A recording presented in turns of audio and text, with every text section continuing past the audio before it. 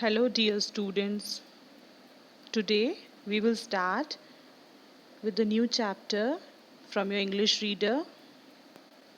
That is lesson number 4, The Tree That Never Stopped Giving. So, The Tree That Never Stopped Giving is basically a story which revolves around the tree and the boy. As we read the story, we come to know that how interesting it becomes. Let's get started. There was a naughty boy in the village who used to play with the old mango tree, climbing her trunk, swinging branches, and however the boy grows older, he spends less time with the tree and tends to visit her only when he needed something. One day he came and said to the tree that he needed money to get married. The tree said, "Take my mangoes and sell them, and you will get good amount." And he did not wait for a minute and just plucked all mangoes and sold it and got married. Again one day boy came and said he wanted house to the old mango tree. The tree asked the boy to take its branches and make house and furniture. The boy cut all branches of old tree and left the trunk. The old tree was sad, as now he had no leaves, branches and fruits. He was missing the boy and felt lonely. After many years the boy again came, and now he was turned into a handsome man. He came and said to the tree that he wanted one boat. He wanted to travel the sea and see the world. The tree said, "Cut my trunk and make a boat now. I have this to give." Without thinking, the boy cut the trunk and made boat and went to travel long distance. Finally, the boy became a tired old man. The old tree asked him to come and sit on the tree's stump and have rest. "We both will be happy." The boy sat on tree's stump gratefully in warm sunshine, and the tree was happy.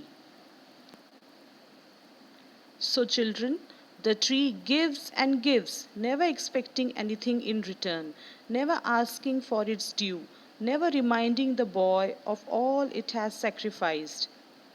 The moral of the story is happiness does not result from what we get, but what we give.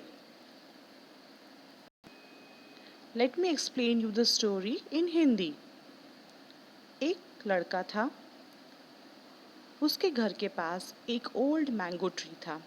वो उस mango tree के आसपास रोज़ खेलने आता था, कभी उसकी Trunks पे चढ़ जाता था, उसकी ब्रांचेस पर झूला झूलता था। उस मैंगो ट्री के फ्रूट्स उसको बहुत पसंद आते थे, वो उसको हमेशा खाता था। वो अपना मोस्ट ऑफ द टाइम उस ट्री के आसपास खेलने पर ही बिताता था। एक दिन जब वह बड़ा हो गया तो वो ट्री के पास गया और उसने बोला कि मुझे शादी करनी है, मुझे मैरिज करनी है, उसके लिए मुझे पैसा चाहिए। ट्री ने सोचा ये मेरा दोस्त है, ये बचपन से मेरे साथ खेलता है, तो क्यों ना मैं इसकी मदद करूं।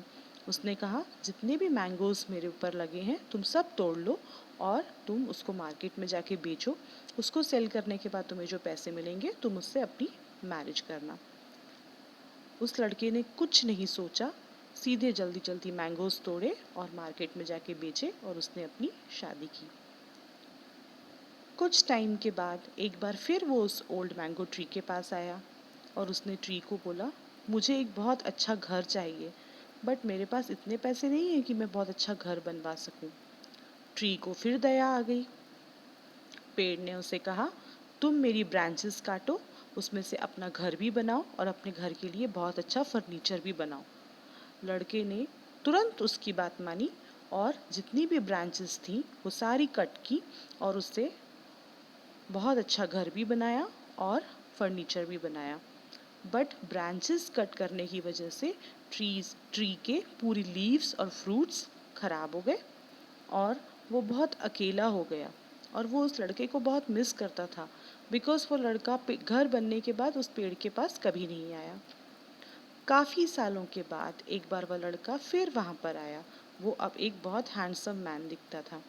उसने ट्री को बोला कि मुझे वर्ल्ड टूर करना है सी रूट से, तो मैं कैसे जाऊँ? ट्री ने उसे कहा कि तुम मेरा ट्रंक कट करो और उसमें से एक बहुत अच्छी बोट बनाओ और उस बोट पर तुम दुनिया की सैर कर सकते हो। लड़के ने आव दिखाना था, तुरंत ट्रंक को कट किया और एक अच्छी सी ब्यूटीफुल बोट बनाकर उस पर उसने लॉन्ग डिस्टेंस ट्रैवल किया। कुछ साल गुजरे। वह लड़का अब एक ओल्ड मैन हो गया था। वो बहुत टायर्ड था, वो बहुत थका हुआ था। वह फिर उस पेड़ के पास आया। उसने उस पेड़ को देखा और हैरान हो गया। उसने सोचा कि यह पेड़ तो मुझे बचपन से इतना संभालता था, मैंने इसकी क्या हालत कर दी है। लेकिन पेड़ उसको देखकर बड़ा खुश हुआ।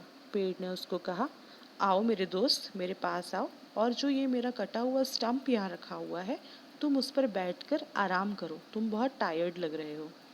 वो ओल्ड मैन उस स्टंप के ऊपर बैठ गया और सोचने लगा कि मैंने इसका सब कुछ ले लिया, फिर भी यह मुझे देने के बाद भी इतना खुश है।